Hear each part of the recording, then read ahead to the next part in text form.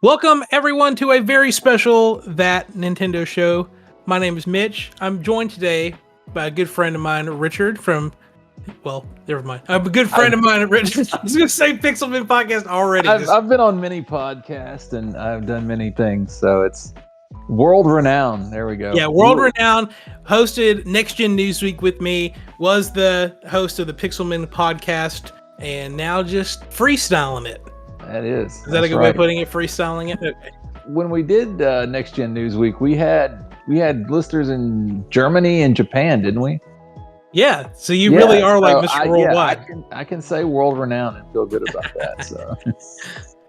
Well, Richard's joining me today for a special discussion. We know that sometime within the next month and a half, Nintendo is going to have a Nintendo Direct, showing off games that they are going to be releasing within the second half of 2024.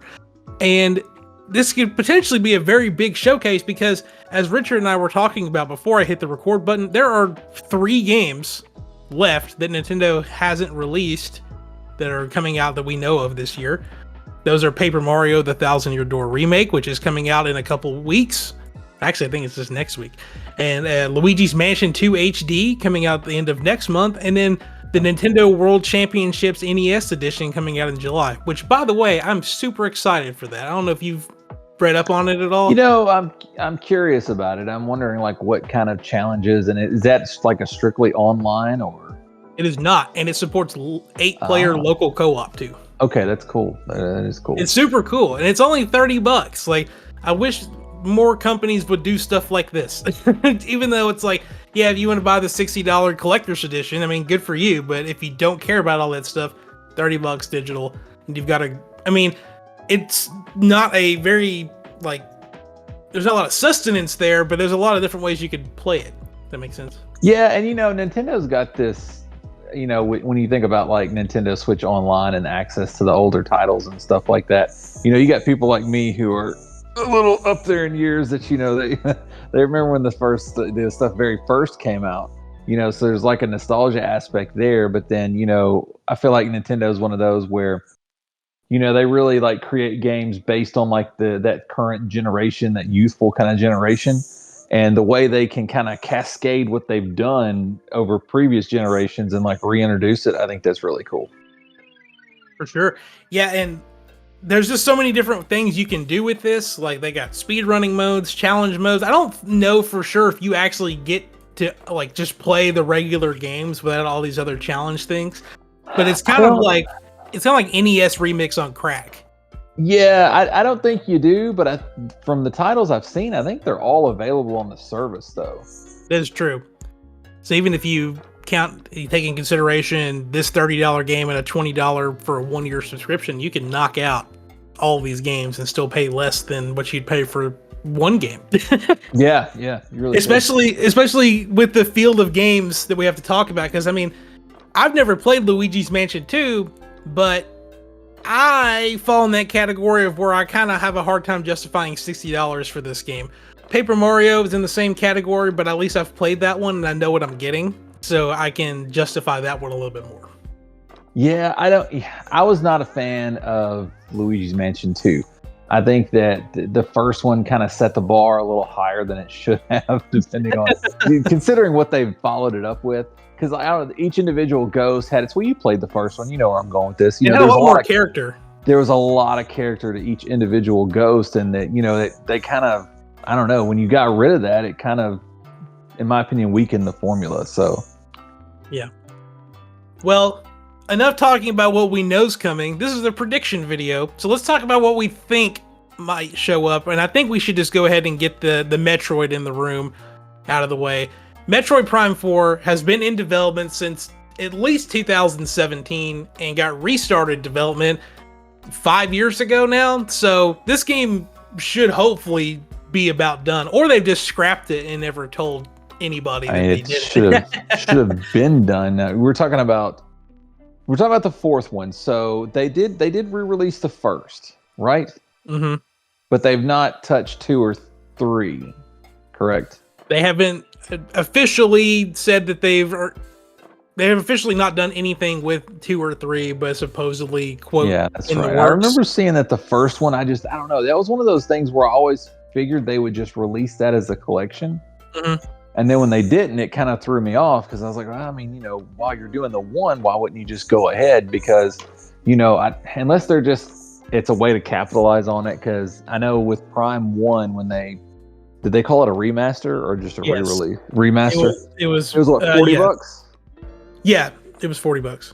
Yeah, I feel like what was on the table there is, if you did like all 3 of them, you're looking at like 60 or 70. Mm-hmm. Whereas I guess if you do all 3 individually, $40 a pop, you can kind of capitalize on that. But I feel like if we were going to hear something about Metroid Prime 4, that release ladder would look like a bit higher up. Like we would have already had the second one released and talk of the third one to kind of like stair step people up to it. Yeah. Well, that's any news would be. Yeah, I mean, that's what everyone thought was going to happen was because I guess it was last year now. It's like in March or whenever Metroid Prime 4 like got shadow dropped. I'm sorry. Metroid Prime Remake got shadow dropped on to the eShop like the day they announced it. And so everyone was like, well, everything pointed to that one being a remaster, and then 2 and 3 were just going to be ported over with like upscaled graphics, but not like an actual remaster.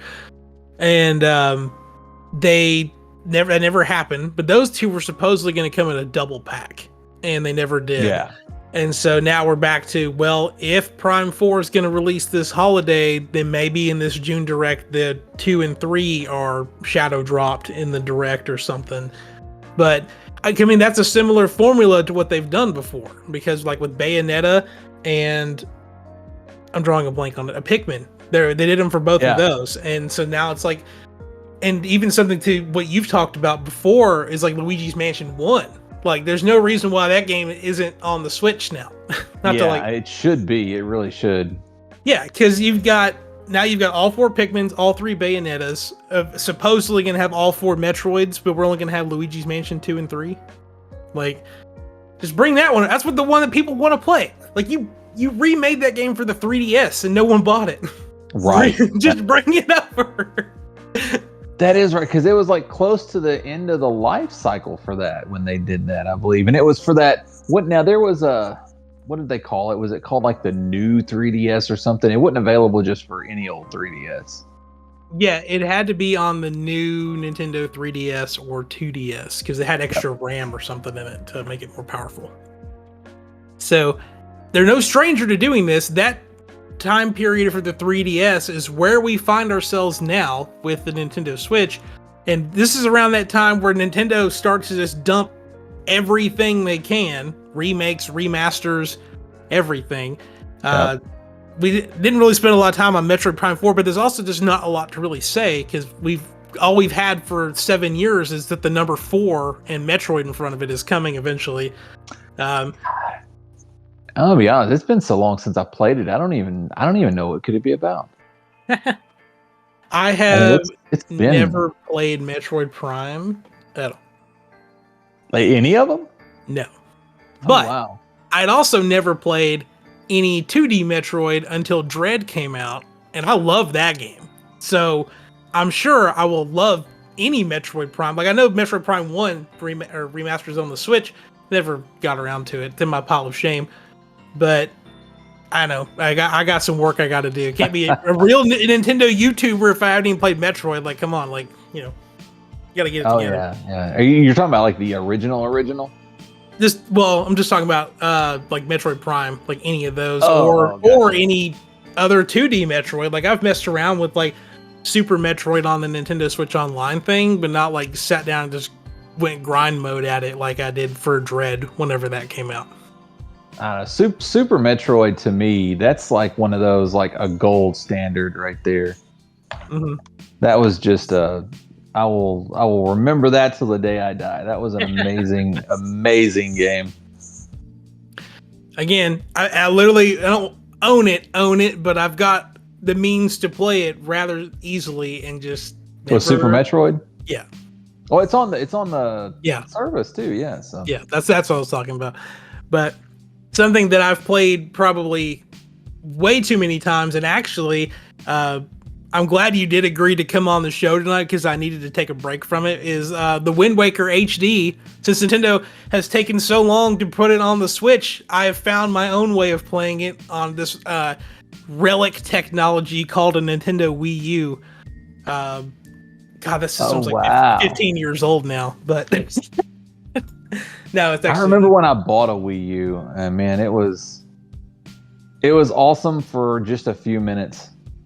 You know, that was that console, because I can't recall anything because the Wind Waker actually came out for the Wii, I believe. Wind Waker came out on the GameCube originally and got the HD remake. Yeah, that's right. I was thinking of Twilight Princess. Yeah. Yeah. So yeah, my first experience with Wind Waker was on the GameCube, and that was, God, it's one of my favorite Zeldas. Yeah. It's been a lot of fun going back and revisiting that game. Yeah, I would like to, Nintendo, if you're listening. You know, that could be something you could talk about in June. That I would not be displeased. Now, you and I segue there. No, you and I have talked ad nauseum about this Wind Waker Twilight Princess Switch ports because we started Next Gen News Week in the middle of COVID, and so I mean we're on 4 years now of us wishing that they would put these two games on the Switch, and we're running out of time for them to show up. Yeah, I mean I'll always have time for them, but I mean, wow. Yeah, and the funny thing is that I think it was middle of last year, I spent probably 3 months playing Twilight Princess, not realizing that game, just how big that game is compared to Wind Waker. And I've pretty much 100%ed Wind Waker in 4 days.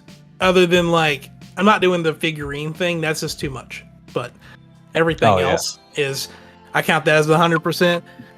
Yeah, the Wind Waker is such a nice piecemeal game that you can knock it out kind of fast. And even though as much as I would think that Nintendo would put out a double pack where it's $60 and you get both games, I know in my heart that they're going to release these separately and they're going to charge me $50 a piece for them, and I'm going to do it. I'm going to pay it.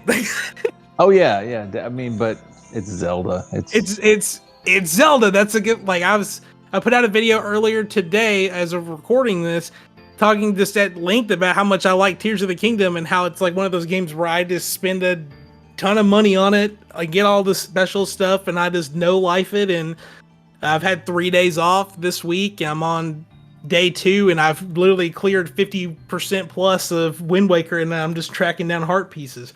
And now it's well, the cycle continues. I got to go back and play Skyward Sword HD now, and just oh man, that's a long one. that is a very long game. I'm glad that it got ported to the Switch. It really needed it, but man, that's a long game. Yeah, I remember. I enjoyed it, but yeah, that was a long game. That was the first time I've ever had a complaint with a Zelda game, I think, too. It's between the length in that game and the opening of Twilight Princess for me.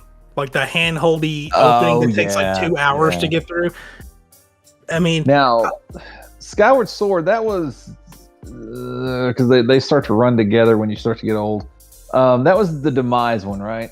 Correct. Not really. I mean, it was Ganon, but not by name. So, yeah, I remember that one. Yeah, that was a long one because you had to fight Demise 3 times over the course of the game in that same little arena. Yes, and it kept building. Yeah, it was an awesome experience. I don't want to short sell the game. It was a long experience. It was a novelty at the time because of back in those ye olden days, I didn't have a problem with motion controls.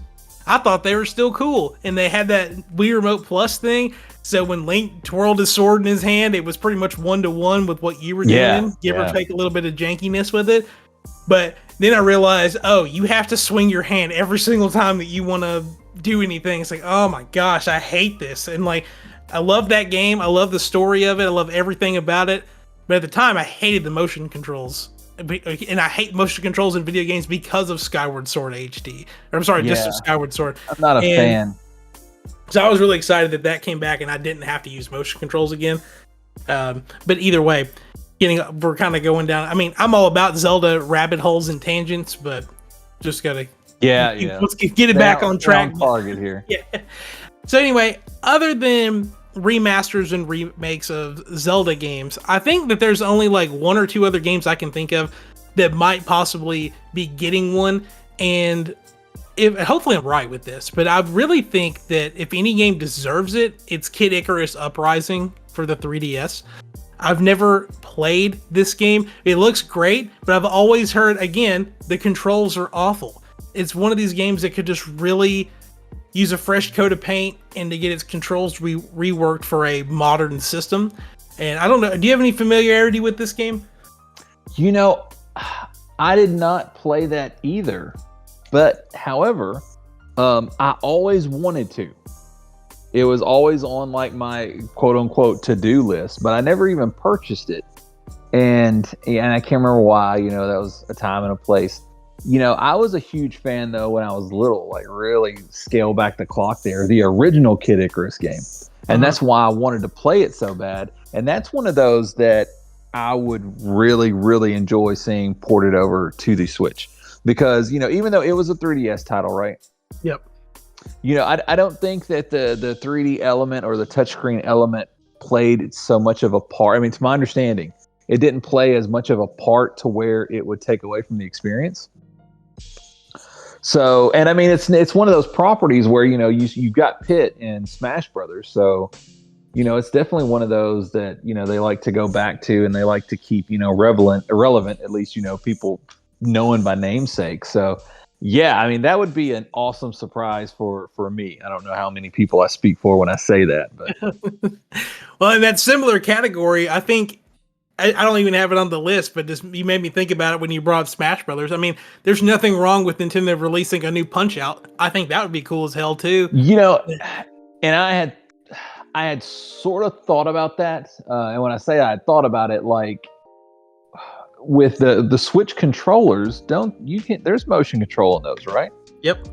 I've never used them, that's why I had to ask. But they have that capability, so I wonder if it's a strong enough capability to where, one in each hand, you could pull off the kind of motion controls where you could even port that element of it over. I mean, they've shown that it's possible with ARMS, and that was a launch title, so they could it could all be improved on. Even though when Punch-Out, the last one, the one that came out for Wii, even when that came out, I did not use the motion controls at all. I didn't even know you could play that without motion controls. I thought it had to be. Oh yeah, no, you can use just the buttons, and it's awesome. And actually, what was that board? The Wii Fit board. You could even use that. You can incorporate that shaking your hands. Well, no, you have to. What you step on it, and that was how you like ducked or like switch from side to side. Oh my gosh! I mean, that sounds like a good workout. Yeah, it's like a real workout. Like, I tried it because I still actually have my Wii Fit board back in the closet. Actually, I still have my Wii. It was fun to experiment with, but to actually play through and enjoy that game like that, no, not at all. No. Well, just to go over some things that. No, nothing's announced, obviously. That's why we're making a prediction video. But it's some things that, like I said, we're at the end of the Nintendo Switch's life cycle. And this is around the time that sometimes Nintendo likes to put out their games that, let's not call them shovelware, but this is like not your major hits kind of thing. Like this is, like Princess Peach Showtime, in my opinion, is a good example of this. It's where Nintendo tries to get a little more crazy with the stuff that they put out because it's not like, yeah. I do want to check that out, but because I mean, I'm sure it got good reviews. I mean, I don't think it didn't get bad reviews. Yeah, I was about to say Nintendo typically doesn't, but I think, again, small tangent here, but I played the demo for it, and there was a cutscene where Peach was like walking through a door, and literally my Switch went down to 2 frames per second, and I almost turned wow. It. Yeah. So it's really showing its age. That's a Switch 2 thing that's gonna... Hey, be careful. Oh, wait, I'm sorry. My apologies. we have a strong no Switch 2 policy. No, I'm kidding. Yeah. You say you call it whatever you want to. I can literally tell you, don't call it the Switch 2, and the next time I bring it up, it'll just run off my tongue and call it the Switch 2. It's fine. We don't know what it's called, so we can make up whatever name we want. It's the Project Dolphin, or what was the name? Was that the GameCube? That was the GameCube. Like, I think this one's called like Project Mochi or something. I don't know. It's got 4 different code names already, and it hasn't even been announced. It's gonna be weird that this is this slight tangent is that Microsoft does that too, because then wasn't one of their projects for an Xbox called like Scorpius or something like that? Yeah, that was the Xbox One X. And then Sony doesn't even try. They're just like, no, it's the PlayStation 4 or 5. No, you're wrong. You're actually wrong with that. Sony, all of theirs are like based off of the Matrix. Really? Oh, come on, though. They got to think how ridiculous that sounds. Like they're not going to call it the PlayStation 8 or whatever. Yeah. I think it was the PSVR 2. They called it Project Morpheus. That's what its name was for the longest time. And theirs are more like, maybe it's not just the Matrix, but it's all like sci-fi related. Xbox does like stuff with like mythology, and Nintendo went from Project Dolphin, which was the GameCube, Project Revolution was the Wii, Project Cafe was the Wii U, NX was the Switch. Yeah, I remember that though, the whole like cafe thing. I remember being in high school and looking on a computer at school and seeing Nintendo's Project Cafe, and I was like, "What am I looking at?" Anyway, again, it's just so good to talk to you, Richard. We haven't talked in forever. Like, it's just I can't help it. This is a tangent episode. Anyway, no predictions. We're predictions. Yeah. And even like I said, Nintendo kind of gets crazy with this stuff. The ones I've got here are not like that crazy, because I'm sure that Nintendo does whatever they want to, and they get a little wild with it. For stuff that I've got, Mario Party Superstars 2, I mean, it's possible. They used to crank out Mario Party games every year, so every 2 to 3 years doesn't seem that unlikely. That, or they're going to put out some DLC for the first one. That doesn't feel like something that's be difficult to do, because you could definitely reuse assets as far as that goes, and you still like kind of put a fresh coat of paint on it, and it wouldn't take a huge amount of development time, because the framework for what you're going to do is already there. What about I don't know if you wanted to go on your list again. What about like an F-Zero? Have they said anything? The only mention of F-Zero was at the last shareholders meeting, not the most previous one, but the one before that, where that guy bought like $10,000 worth of Nintendo stocks to get up on the stage and ask them to their face what's going on with F-Zero. Yeah. And they said, please stay tuned for future announcements regarding the F-Zero series or something. So... wow. I mean, they're really nothing. Yeah, very nothing burger type of answer. But they, since then, they did release F-Zero 99, but yeah, I don't think that that's what they were talking about.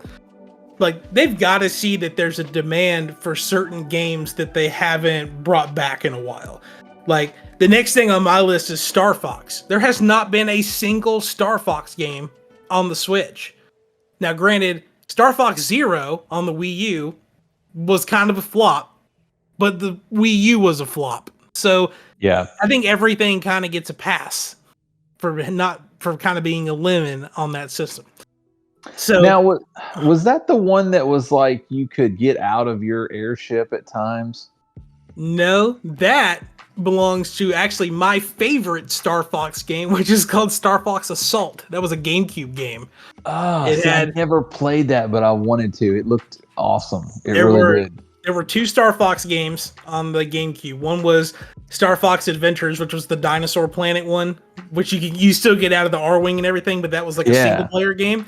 And then Star Fox Assault was kind of like your traditional Star Fox. I almost said Star Wars. Jeez. That is kind of like an on-rails shooter kind of thing, but it's got 4-player local co-op, and you can play as different Star Fox or Star Wolf members, and you can get out of your vehicles, and you got different guns, and you can get in all sorts of other stuff. That game is incredible.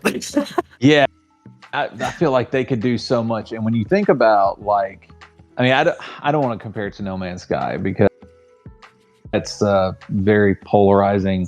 You know, you either played that game for 600 hours and absolutely love it, or you've got no opinion at all.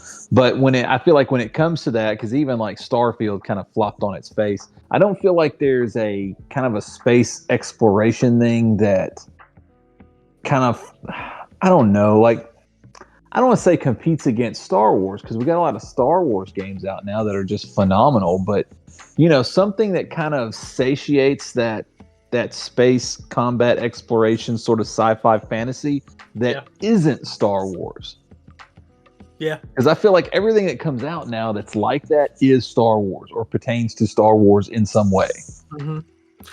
And I actually did misspoke, whatever. That at the beginning of the Switch launch cycle, there was a game called Starlink Battle for Atlas that was made by Ubisoft that if you played the Switch version had a Star Fox campaign associated with it, but it wasn't like an official Star Fox game. Right. That was one of those, like the big fad with the whole like toys and games. Yeah. Kind of, yeah, I remember that. I didn't get into it. I was buying the Disney Infinity stuff. Yeah, like everyone had a vice with that. Like, like you either got Amiibo, Disney Infinity, or Lego Unite, whatever that was called. I think it was called Lego Unite. You got one of those, and that was pretty much all you got. Yep. But I think and this kind of goes into what I'm talking about here, is that like Nintendo, they also said during their financial thing that they acknowledge that games are just taking longer to develop. Yeah. And that's true. That's true across the whole industry. And Nintendo got out in front of it and said that, you know, they acknowledge this, but they, you know, they're kind of backwards in a good way to like the rest of the industry, like your Sony and Microsoft, who are laying off people left and right and canceling studios and stuff. And they're like trying to do everything they can to keep their talent where it is and not have to worry about that. They've got it more under control than the other two do, for sure. But I think that if they know that game development's going to just take longer, this is around the time that I could see Nintendo to start to outsource some of these other games. Like Ubisoft is perfectly capable of making a Star Fox game. Mm-hmm. As long as they keep their microtransaction fingers out of it, I think it'll be a good game. Yeah, because I mean, Nintendo didn't make Other M, did they? I mean, that's probably a poor example to use, but that was Team Ninja. Well, it was them and Nintendo, but still. Yeah. I mean, like I said, they're no stranger to doing this. Like, even again, Ubisoft's an example. Mario plus Rabbids, like Mario was at the Switch at the beginning, and like as far as a traditional 3D Mario game, haven't seen that guy since. But there's been 2 Mario plus Rabbids games, and for the most part, from what I can tell, they're pretty well received. So I mean, like Ubisoft has been trusted to do stuff like this. Yeah. So it's possible they could again. They've trusted Monolith with their own IP being Xenoblade, and we've heard that Monolith actually was a support studio to help with Tears of the Kingdom, and Breath of the Wild for that matter. So like, it's not out of the realm of possibility where Monolith gets to make their own Zelda game. So to help fill in these gaps between like the official Nintendo stuff, and I think there's a lot of potential. I don't know. You think they'll let somebody do a Zelda though? I don't know. I mean, I know it was talked about in some kind of form at one point to where Monolith did have like the beginnings of a Sheik-based Zelda game. So you didn't even play as Link or Zelda. You played as Sheik. And we know that Koei Tecmo, they've been making Hyrule Warriors games. So, I mean, they're not, quote, Legend of Zelda. They don't take place in the, quote, official timeline, whatever. But they are making games using like the same assets and stuff. So I mean, it's possible that some of this stuff happens. But I don't see it this show though. No, I think that's kind of more definitely like future planning out into the future. Yeah. But you know that would be so damn smart if you think about it. It really would, because I feel like that is like the big issue plaguing the other 2 consoles right now.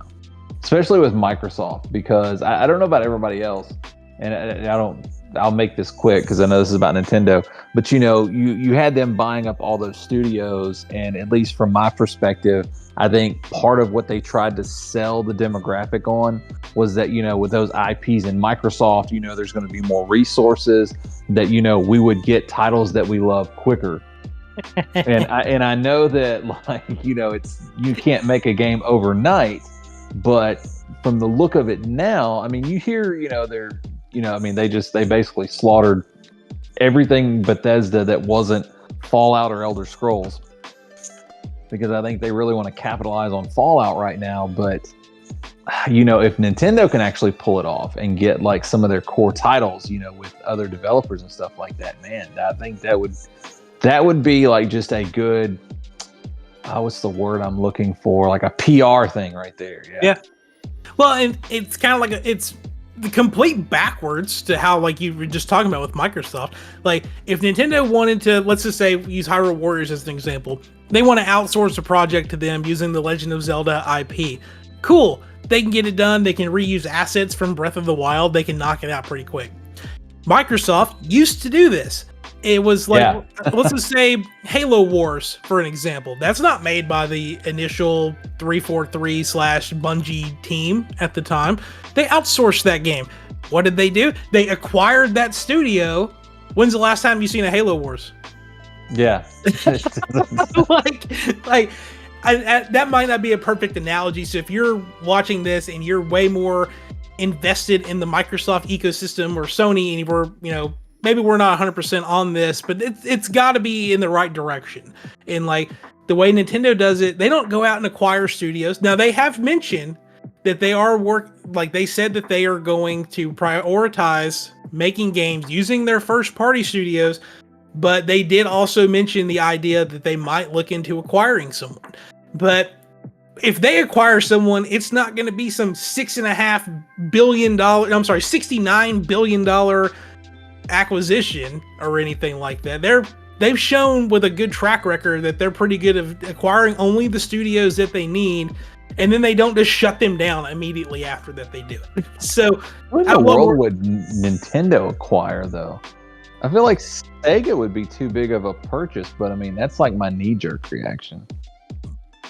My initial thought, we had this conversation probably 2 years ago, right around the time that Square Enix was starting to sell off some of their Western properties before Embracer Group bought them. And I believe I mentioned on our old show about how I think it'd be cool if Nintendo acquired like one or two of them. And then, like I said, Embracer got them. And guess what? They all decided to dissolve from Embracer Group and to go back out to being their own thing. Yep.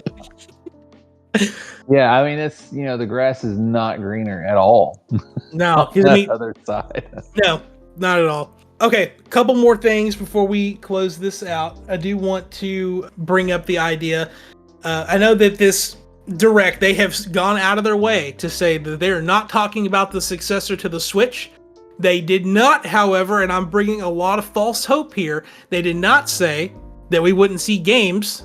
They just wouldn't say that they're for the Switch 2 on it. They could just announce games and say they're coming out in 2025, and then all of a sudden, well, that's probably coming out on the other system.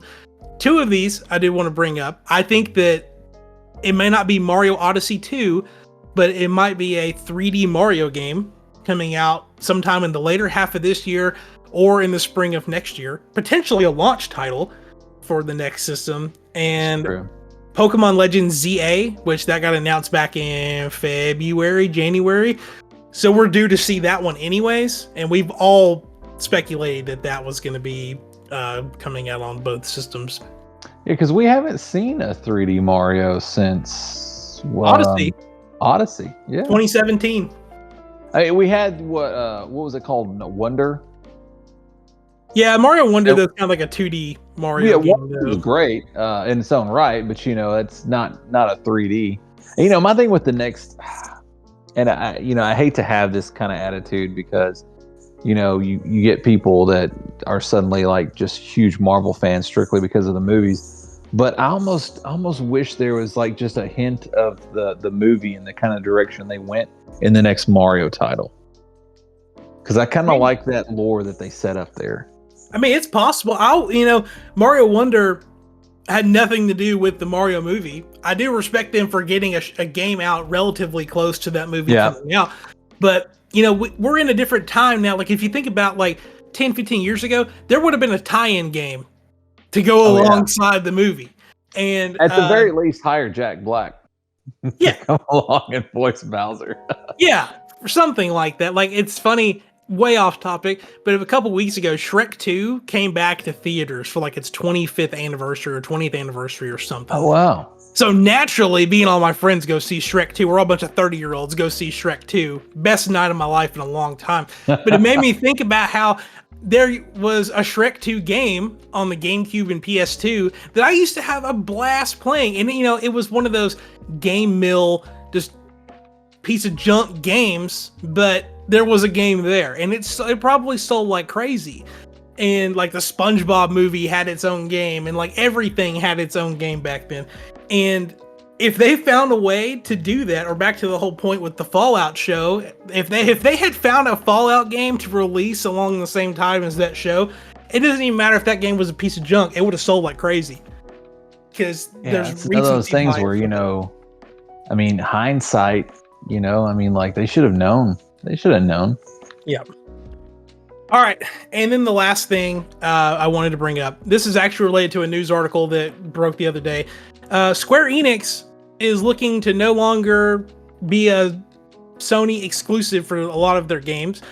This year alone, this will come back around to Nintendo stuff, but they released Final Fantasy VII Rebirth, Stellar Blade, and then last year they released Final Fantasy 16 and or something else. Or did Final Fantasy? No, that was last year. Anyway, they've released a bunch of games within the past year or two, and they've all not necessarily met expectations. So Square Enix is now looking to potentially just go solely multi-platform, drop the exclusivity with Sony, and there's a chance that we could start seeing Final Fantasies and Dragon Quests and stuff start showing up on Nintendo's next system. Obviously, I don't think the Switch that we have currently can run stuff like Final Fantasy VII Rebirth or Remake for that matter. But knowing that the potential power under the hood for the next system is close to like an Xbox Series S, I think it is possible that Final Fantasy VII Rebirth or Remake or some more modern Final Fantasy makes its way over to the new system. And also, we're long overdue for a blowout on Dragon Quest 12. So maybe that's something that Nintendo is saving up to show off. And that feels like a Nintendo-like title, I would think, the Dragon Quest. Well, when the last console cycle, when Nintendo Switch was just called the NX, Square Enix was one of the first people to come out and say, yeah, we've got games in development for the NX. And they had Dragon Quest 10 and 11 they were currently working on. Now, 10 only ever came out in Japan. It's kind of like their version of a Final Fantasy 14, if I understand this correctly.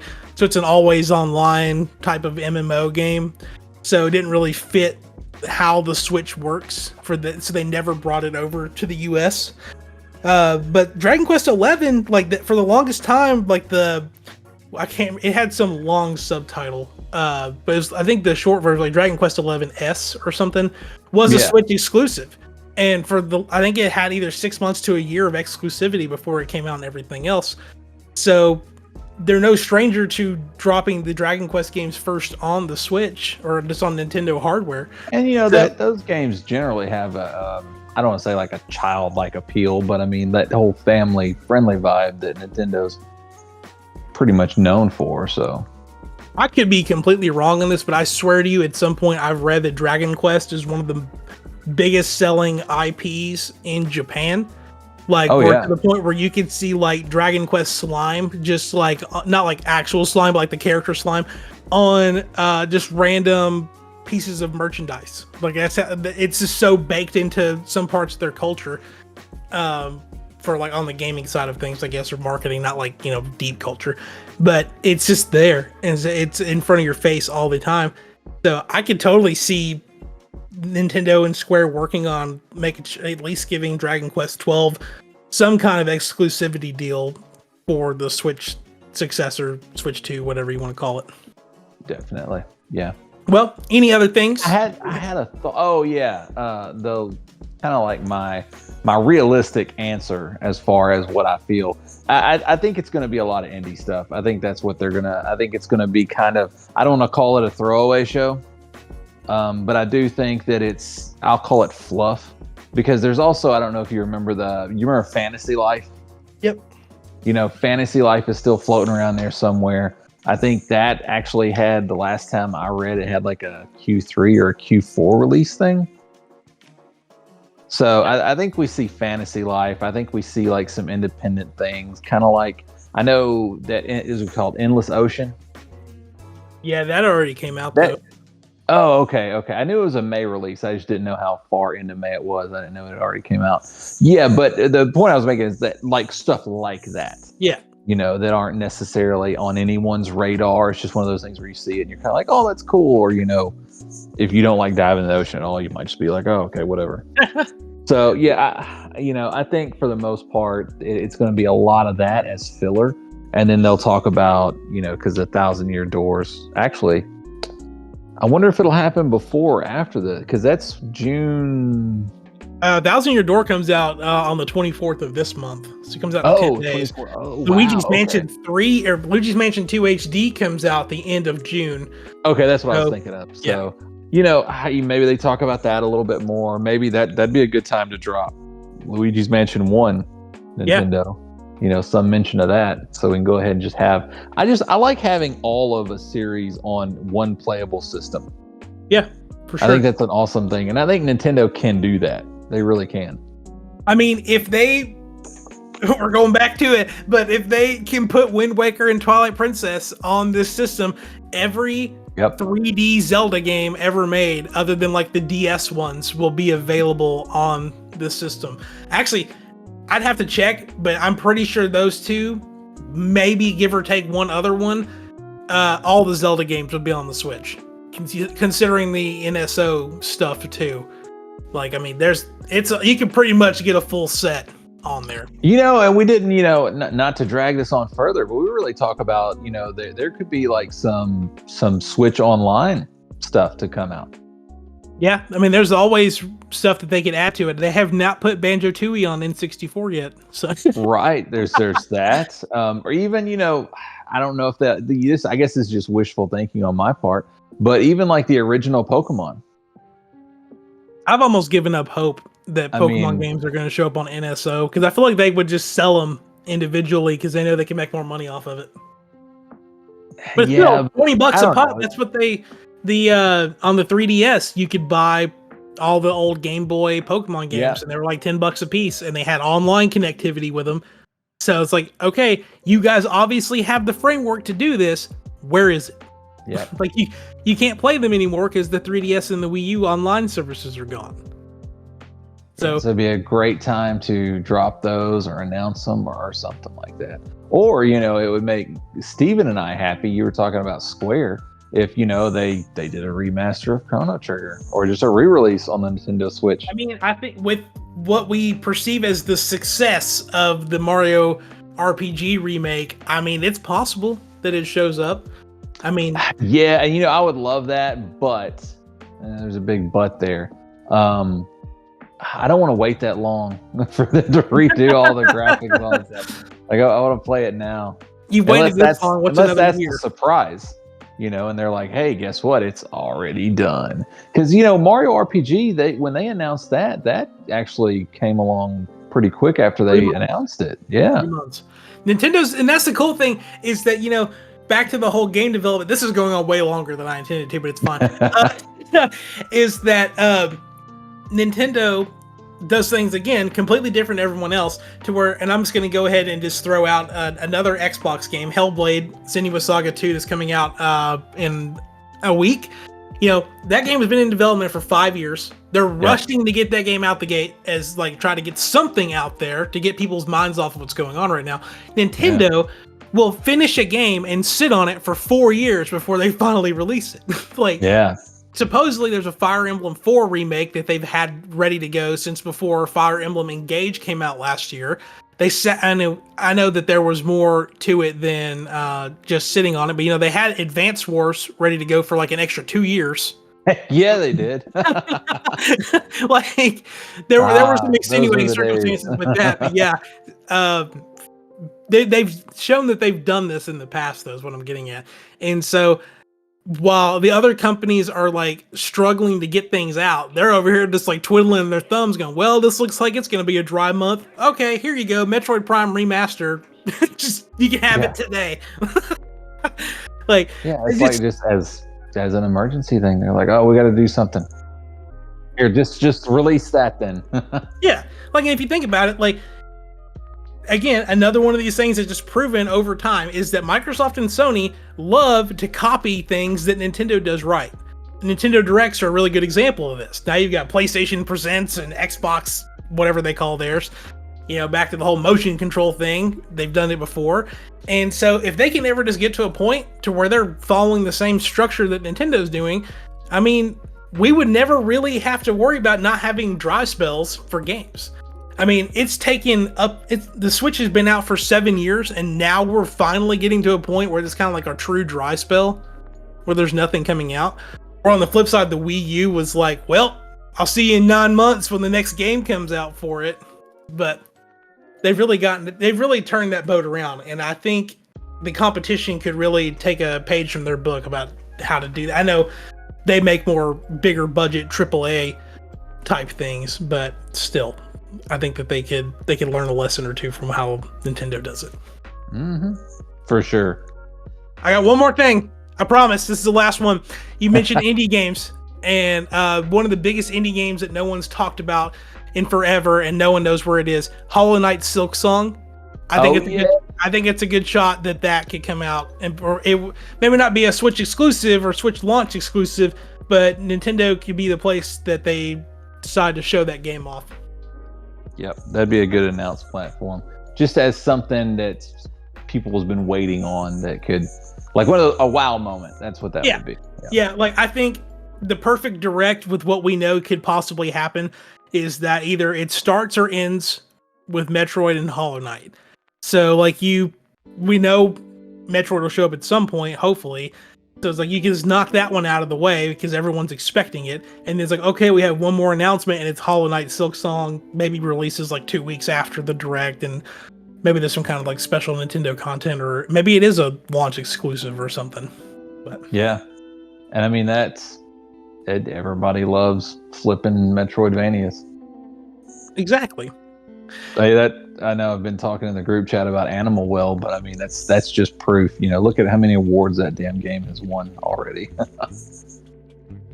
I haven't played it, but I'm actually surprised that it's already won awards because it just came out a week ago. Yeah, man, it's like an acid trip. It's crazy. It really is. If anybody listening, like if you've not played Animal Well yet, give it a shot. It is amazing. Especially if you like Metroidvania, because I feel like it's one of those, what's the popular thing now to do in art, like when you deconstruction of a topic or something? I feel like it's the deconstruction of a Metroidvania. And like it almost has like the whole it's just got that Metroidvania vibe where you get tools, and the tools you get are so weird. It's like there's yo-yos and slinkies and stuff, and the way you implement that stuff to solve puzzles is crazy. I thought I'd drop a little pick to click there. If you need something to play while you're waiting in between this lull of releases, check out Animal Well. Yeah, you got a week until Paper Mario comes out, so play Animal Well, then play Paper Mario for a month until Luigi's Mansion comes out. Even if you beat it over a weekend, make it last a month. And then hopefully come the end of June, you'll know what you can play the rest of the year. There you go. Anyway, I think we've covered a lot. There's a lot of tangents in here. I'm leaving every one of them in. I love our tangents. So this is probably one of the longest videos that I've made on this channel so far. But Richard, thanks for joining me late at night to talk Nintendo. Really appreciate you coming on here. Do you have anything you want to plug for everyone? Nintendo After Dark. Oh, God. No, not yet. All right. I know I said that, but I've got I do have something that I'll talk about later. Hopefully Mitch will have me on again. and I'll be closer to releasing that, which is kind of video game related, but kind of not. So I'll leave you with that. There you go. Well, anyway, that will do it for this very special That Nintendo Show Nintendo Direct discussion. We'll make sure we do more of these going up closer to the Nintendo Direct, especially once we know when it's happening. And then, of course, a follow-up one once they announce everything. And, of course, stay tuned for more Summer of Gaming content because that is going to start ramping up soon. Hope you all have a great weekend. Leave a like on the video if you enjoyed it. Subscribe if you're new here. And I'll see you next time. Yeehaw.